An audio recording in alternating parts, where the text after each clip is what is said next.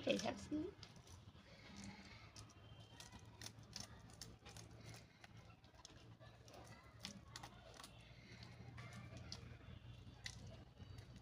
মাছে কাটা ছিল নাকি হাফ হাফ করে কাটে নিয়ে আসছিল? কাইটা নিয়ে আইছে।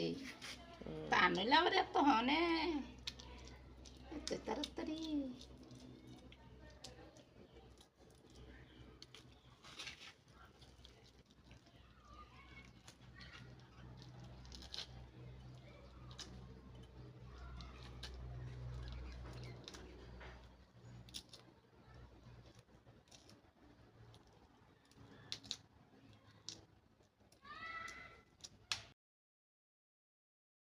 আপনি যাই করেন, আমার কথা শোনেন, আপনি যাই করেন, যত পাপই করেন না কেন, নামাজটা ছাড়েন না। নামাজটাই আপনাকে ইনশাআল্লাহ পাপ থেকে দূরে রাখবেই ইনশাআল্লাহ। যে ব্যক্তি নামাজ পড়ে তার মধ্যে একটা মনের মধ্যে একটা ভয় কাজ করে যে আমি নামাজ পড়লাম কিভাবে ঘুষ নিব, নামাজটা পড়লাম কেন সুদ খাবো, নামাজ পড়লাম কেন মানুষকে ঠকাবো। তার মনের ভিতরে কিন্তু একটা সারা একটা নকিং হবেই। সালাত আপনাকে সমস্ত অশ্লীল এবং গর্হিত কাজ থেকে বিরত রাখবে ইনশাআল্লাহ। নামাজটা ছাড়েন না, যত পাপ করছেন করেন, আমি বলি নামাজ ছাড়েন না। ইনশাআল্লাহ একদিন নামাজই আপনাকে পাপ থেকে বের করে আনবে ইনশাআল্লাহ।